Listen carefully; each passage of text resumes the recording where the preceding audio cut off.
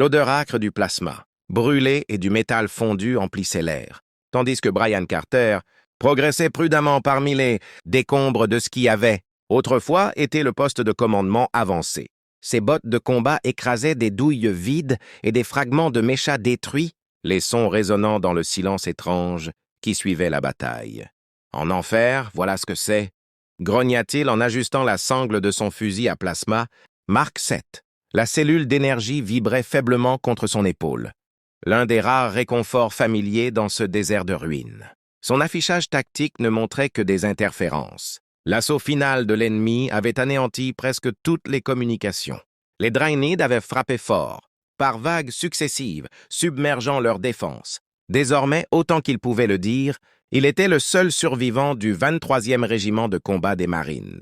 Un signal de mouvement clignota sur son viseur. Brian s'accroupit immédiatement, ses muscles augmentés se tendant tandis qu'il levait son arme. À travers la poussière et la fumée, il distingua une silhouette féminine, partiellement ensevelie sous les gravats, des cheveux argentés étalés, comme un éventail métallique, et une peau d'un gris lavande lumineux.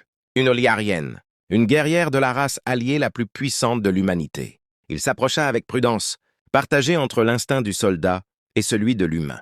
Son uniforme, semblable à une armure rituelle modernisée, était déchiré et taché d'un sang phosphorescent. Ses yeux s'ouvrirent, révélant des iris couleur d'orage. « Ne bougez pas, » dit-il en s'agenouillant. « Sergent Brian Carter, corps des Marines terriens. »« Kira Banis » murmura-t-elle d'une voix mélodieuse malgré la douleur. « Troisième force d'assaut. Je ne sens plus mes jambes. » Le scanner médical confirma ses craintes. Sa colonne vertébrale était gravement endommagée. Selon le protocole militaire, elle devait être abandonnée. « Ah, laissez-moi, souffla-t-elle. Sauvez-vous » Brian jeta un regard à son écran. Plusieurs signatures ennemies approchèrent du nord. Le choix logique était de fuir, mais son instinct refusa. « Pas question !»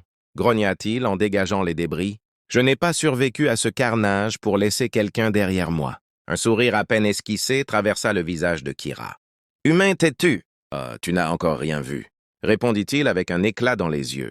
Il la souleva doucement, ses muscles augmentés ne montrant aucun signe de faiblesse. Son armure, bien que légère et élégante, stabilisait ses blessures. « Ça va faire un peu mal. »« J'ai connu pire, » dit-elle, avant de retenir un cri lorsqu'il ajusta sa prise. « Accrochez-vous, on quitte cette fête sans invitation. » Ils progressèrent dans le champ de bataille, deux âmes isolées au milieu du chaos. « Votre rythme cardiaque est remarquablement stable pour quelqu'un qui transporte un poids mort, » murmura-t-elle. « Entraînement de marine, » répondit-il. « Et vous êtes sans doute le plus beau fardeau. » Ils atteignirent finalement un vieux transport écrasé, encore alimenté par une cellule d'énergie. « Si c'est un module médical, il pourrait te sauver, » dit Brian. « C'est plus qu'un module, » répondit-elle en haletant. « C'est une chambre sacrée de guérison liarienne. »« Sacrée comment ?»« Parce qu'elle relie deux êtres. » Jusqu'à la fin de leur vie.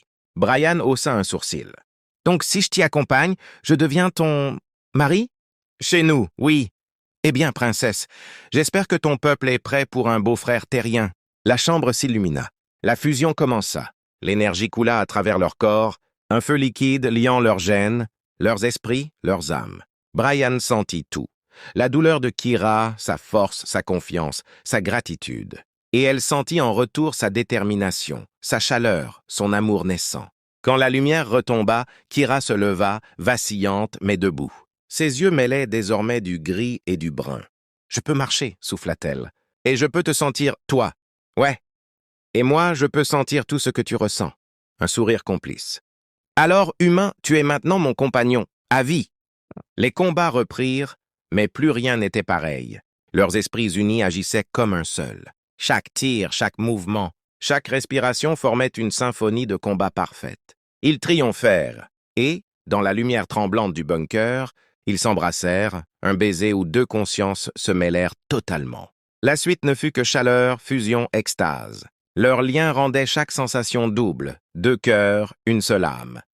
Quelques jours plus tard, au cœur d'un refuge sécurisé, Kira posa sa main sur son ventre, les yeux écarquillés. « Brian. »« Oui?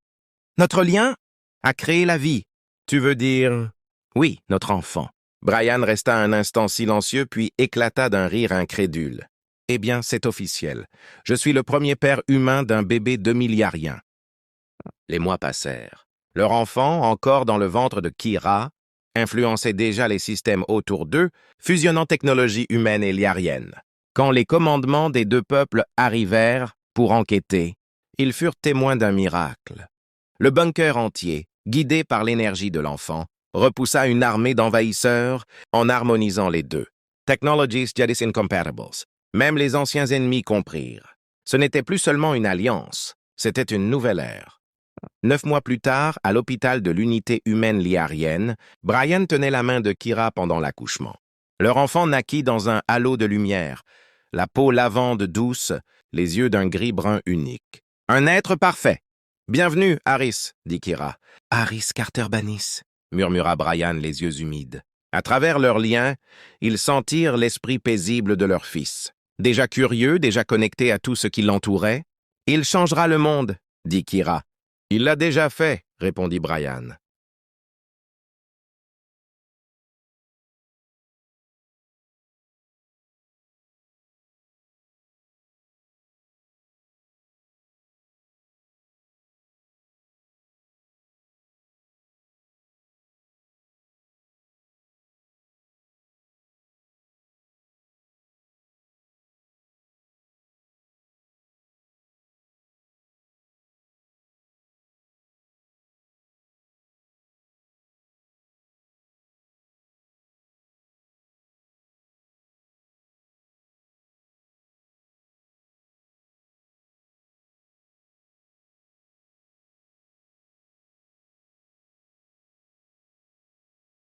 Trois ans s'étaient écoulés depuis la fin de la guerre. La station orbitale Unity Prime tournait paisiblement autour de la planète Liaris, symbole d'une paix fragile entre humains et liariens. Pourtant, derrière les sourires diplomatiques, une peur grandissait. On l'appelait Harris, l'enfant des deux soleils. Fils d'un soldat humain et d'une princesse liarienne, il était devenu une légende vivante avant même de savoir marcher. Mais ce que peu savaient, c'est que quelque chose grandissait en lui. Une énergie inconnue, que même la science conjointe des deux peuples ne pouvait expliquer. Brian Carter observait son fils jouer dans le jardin suspendu du secteur A7. Les fleurs lévitaient doucement autour de lui, comme attirées par une gravité alternative. Kira s'approcha, sa silhouette élégante drapée dans une tenue mi-humaine, mi-liarienne. « Il le fait encore, » dit-elle doucement. « Je sais. » Il n'a même pas l'air de s'en rendre compte. Les pétales tournaient autour d'Harris comme des satellites autour d'une étoile. Un rire cristallin s'échappa de ses lèvres. Mais soudain, tout se figea. Les fleurs se désintégrèrent en poussière lumineuse. Puis, dans un souffle d'énergie, le jardin entier se reconstitua, en une version parfaite. Kira posa une main tremblante sur sa bouche. « Il a reconstruit la matière. »« Pas juste ça, » répondit Brian, les yeux écarquillés. « Il l'a améliorée. » Quelques jours plus tard, la salle du Conseil de l'Union galactique résonna de murmures. Des hologrammes représentant les chefs des espèces alliées débattèrent vivement. « Cet enfant représente une menace, » gronda l'amiral Vorsk. « Aucun être ne devrait posséder un tel pouvoir. »« Ou un miracle, » répondit l'ambassadrice humaine Clark. « Peut-être qu'il est la clé d'une évolution commune. »« Ou la fin de nos deux races, » coupa un conseiller Drahnid. « Souvenez-vous de ce que nos prophéties disent. » Le pont entre deux mondes ouvre la porte du néant. Kira se leva, sa voix calme mais ferme. « Cet enfant est notre fils. Il n'est pas une arme. » Brian ajouta le regard dur. « Si vous touchez à un seul cheveu de sa tête, vous devrez affronter les deux espèces que vous prétendez représenter. » Le silence tomba. Personne n'osa répondre.